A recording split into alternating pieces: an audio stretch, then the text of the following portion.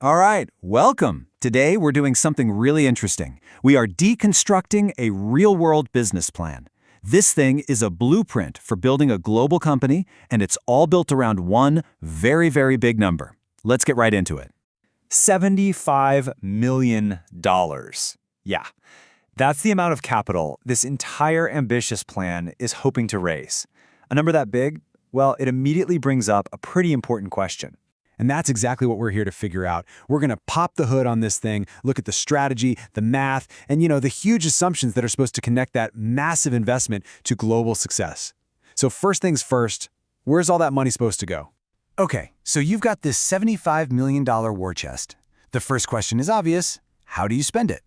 Well, the plan gives us a pretty detailed breakdown, starting with a spend of almost $20 million in just the first year alone. So when you look at that year one budget, nearly $20 million, one thing just jumps right off the page. It basically tells you the company's entire philosophy. Almost half of it, 46.5%, is set aside for strategic partnerships. That tells you right away, this isn't about buying a bunch of ads. It's about betting the whole farm on alliances. And we're not talking about small-time collaborations either. I mean, look at this roster. These are major global brands in sports and media.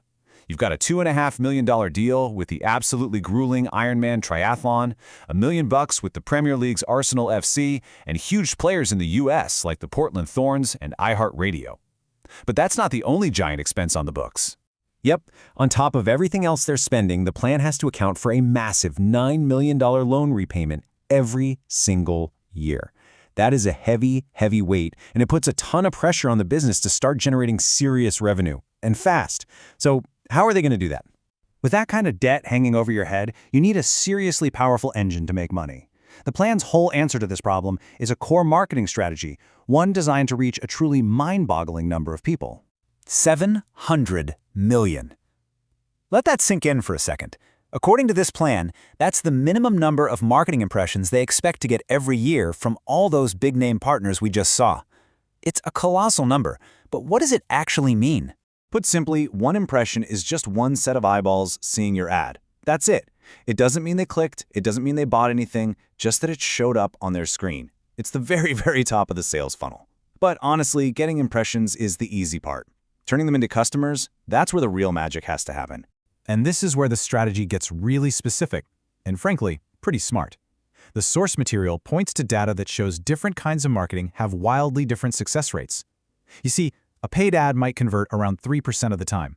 But a referral, getting a recommendation from a source you already trust, that converts at nearly 11%.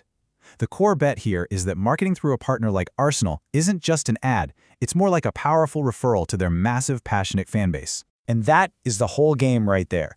The entire financial model, the whole $75 million plan, it all hangs on turning those impressions into actual cash, by making them feel less like an ad and a whole lot more like a tip from a trusted friend. The logic is pretty straightforward. Step 1, use those partners to get in front of 700 million pairs of eyeballs. Step 2, because those eyeballs belong to loyal, passionate fans, you convert them at a much higher rate. They're targeting 4 to 10%.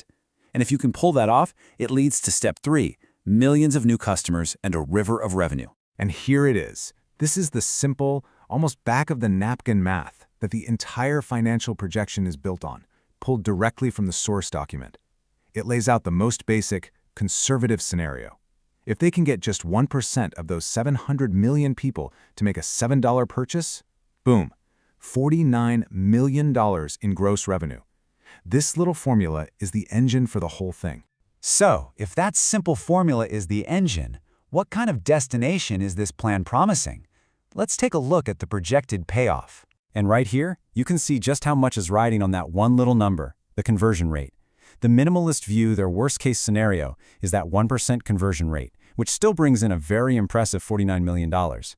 But the real target, the dream, is to convert over 4% of those people. If they can do that, the numbers just explode, leading to a staggering gross revenue of over $196 million a year.